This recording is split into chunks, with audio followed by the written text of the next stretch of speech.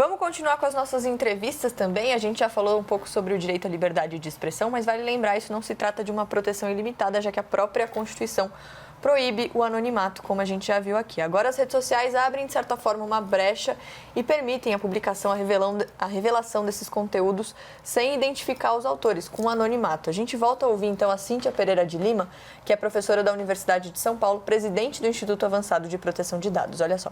As redes sociais democratizaram muito o exercício do direito de liberdade de expressão.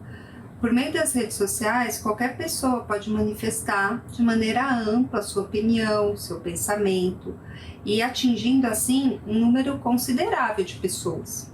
Mas a Constituição, nesse contexto, ela garante como direito fundamental a liberdade de expressão, ou seja, o direito de poder exteriorizar o pensamento e a opinião, isso nos termos do inciso 4º do artigo 5º da Constituição Federal, que protege, então, os autores do expost, garantindo a estes o direito de poder expressar seus pensamentos e opiniões. Além disso, o autor do expost deve ter a consciência de que ele não está disseminando informações falsas ou mentirosas, porque, nesses casos, ele pode vir a responder civil ou criminalmente pelos crimes contra a honra, como a gente já viu.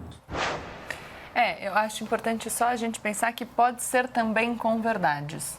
Então, porque a gente, quando associou o Exposed, no começo do programa a gente até fala, né, que é expor fatos criminosos, e aí estaria no crime da calúnia, no sentido técnico-jurídico, que é imputar falsamente alguém à prática de crime, mas a gente pode ir para os outros crimes contra a honra que não dependem só da informação ser mentirosa. Então, acho que existe aí um cuidado adicional também. Bom, vamos continuar a nossa conversa, lembrando que você sempre acompanha a gente nas nossas redes sociais, Facebook, Instagram, Twitter, YouTube. Às vezes eu esqueço, porque são muitas redes sociais que a gente está. Vou fazer um expose seu, hein? Nossa, gente, é muita coisa.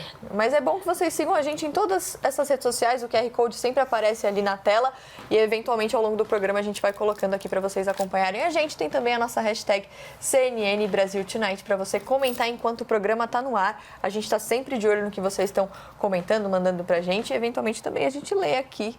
Faz um exposed no bom sentido do que vocês estão mandando pra gente. Vamos ampliar, né, a noção do tema. Vamos mudar, né, a definição do exposed e trazer um lado positivo para isso.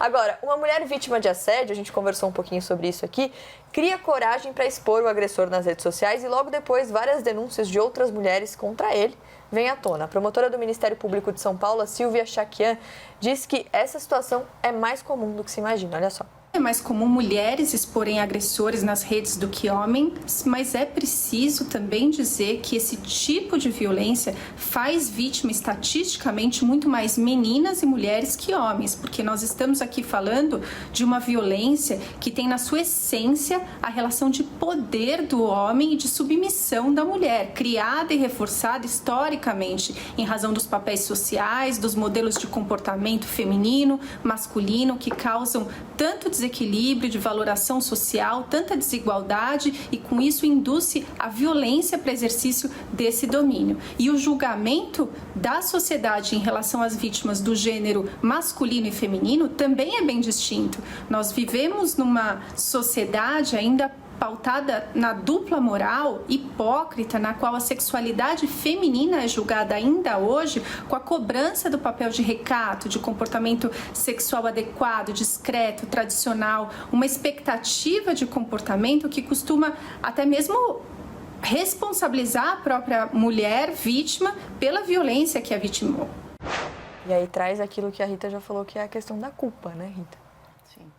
Exatamente, mas acho que é importante a gente lembrar também que as pessoas elas estão começando, né, por causa de todos esses movimentos, que tem o seu lado bom, a também tem muito medo de dar a sua opinião nas redes, de também conseguir se posicionar. A gente sabe que nesse mundo digital, né, não só no digital, mas enfim, as coisas estão muito separadas, né, é 0, 1, é sim ou não, é direita, esquerda, e isso vai criando, né, um assoalho muito complicado para as pessoas conseguirem, inclusive, se posicionar, e esse medo acaba crescendo. Então, ao invés de fazer com que as pessoas elas criem coragem, de certa forma, para conseguir expor coisas que são muito complicadas, isso também acaba fazendo com que as pessoas tenham medo de se posicionar em momentos que elas realmente precisam, né? Então, acho que esse limiar também é bem complicado. Não tem jeito, né? Porque às vezes uma denúncia na imprensa ou na internet pode interromper um ciclo de violência, como foi o caso de um famoso médium brasileiro, como foi o caso de um famoso médico sobre reprodução humana aqui em São Paulo. E às vezes pode destruir uma carreira sendo algo falso. Ou seja, é muito complicado, mas havendo certeza, as vítimas tendo evidências, eu acho que é uma arma válida para você se defender, especialmente pessoas muito poderosas.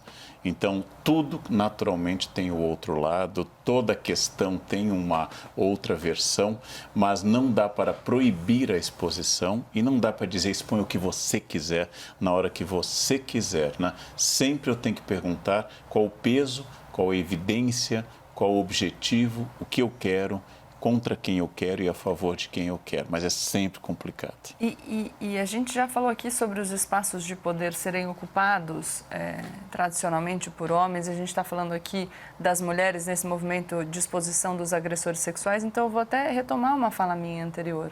Sabendo que esse pode ser um instrumento para que as mulheres, de maneira legítima, interrompam uma violência e alcancem a responsabilização de pessoas poderosas, a gente precisa pensar o sistema para que as pessoas poderosas não escapem à responsabilização, para que as mulheres não precisem se valer das redes sociais justamente por esse perigo de eventualmente destruir uma reputação sem que seja devida, né? Porque eu também fujo um pouco da responsabilização no estrito sentido do direito penal. Mas é isso, como é que a gente vai fazer para que as pessoas não precisem das redes sociais? Para que elas possam encontrar acolhimento onde elas deveriam. E eu sei que eu estou falando aqui como advogada, mas é muito sensível esse assunto para mim. Porque a mulher busca a rede social e se expõe muitas vezes sem querer. Talvez ela preferisse a responsabilização do culpado sem ter que passar por todo esse processo de exposição nas redes, sem ter que falar sobre esse assunto, sem ter que dar entrevista, sem ter que, enfim, eventualmente reagir à negação da acusação pelo acusado. Então, tudo isso também é um desgaste. Será que a gente não consegue pensar num sistema de acolhimento?